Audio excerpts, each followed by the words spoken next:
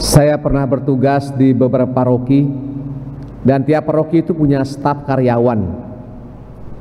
Saya selalu mengamati mana karyawan yang rajin, yang bertanggung jawab, mana karyawan yang mencari perhatian, tidak pernah kerja.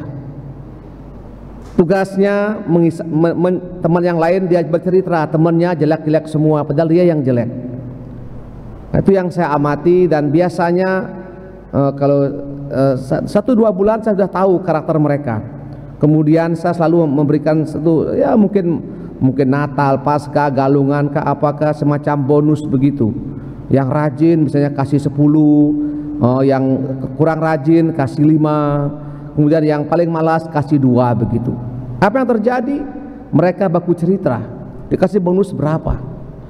Dan yang paling kecil ini datang menghadap saya, Romo, kenapa saya bonus paling kecil, Romo?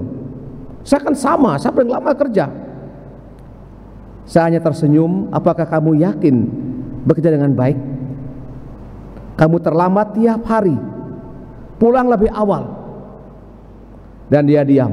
Begitu kah, Romo? Iya, begitu sudah. Kalau kamu mau bonus tinggi, lain kali datang lebih awal. Hal yang sama Bapak Ibu sekalian, kita semua, suami istri, suster, Romo, anak-anak semua, apapun yang kita buat, kalau kita hanya melihat sebagai sekedar tugas, maka kita akan setengah-setengah. Orang Bali bilang kualo-kualo. Tapi kalau kita lihat sebagai tugas perutusan, kami bilang SK, tanggung jawab, sebagai tugas melayani Allah, maka menjadi sangat berbeda. Sangat berbeda. Seorang imam yang hanya mencari stipendium, maka dia akan cepat lelah. Dia akan kerja asal-asalan, pastoran kotor, tidak peduli, rumah kotor dibiarkan. Saya jujur, satu pasutri pernah menemui saya, Romo bangun macam-macam itu, nanti kalau pindah bagaimana? Itu bukan urusan saya. Nanti cari uang di mana? Kita sama-sama cari. Ada perasaan mungkin ngapain kita capek-capek gitu ya, 3 tahun pindah. Setelah dipindah digantikan Romo yang baru, dirusak semuanya, dibuat kotor ya, dibuat pohon ditebangin. Kadang ada rasa kecewa, tapi saya pikir itu bukan alasan untuk kita tidak berbuat apa-apa. Makanya kita perlu ada dewan pastoral paroki yang bisa meneruskan apa yang baik ya, yang buruk jangan diteruskan. Jangan pastoral penuh dengan ayam misalnya, kan ayam kan ada gagatnya itu, gagatnya kotor sekali itu. Makanya perlu bersih sedikit. Lah tugasnya dewan keuangan mengatur semuanya, yang memberitahu misalnya ada romonya yang selalu minta uang misalnya, ini untuk apa romo uangnya nih? Ya tanya ini saya beritahu ini ya. Jujur kami berdua nih sangat, kalau memang uang untuk pribadi urus pribadi, kalau dan pasar ya urusan pribadi itu, pakai uang yang kita punya sendiri. Karena sejelek-jeleknya romo itu kadang-kadang banyak orang kasih.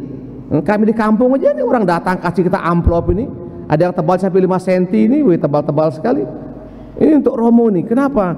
Ya kasihan di kampung makin hitam katanya. Beli skincare. Untuk apa skincare?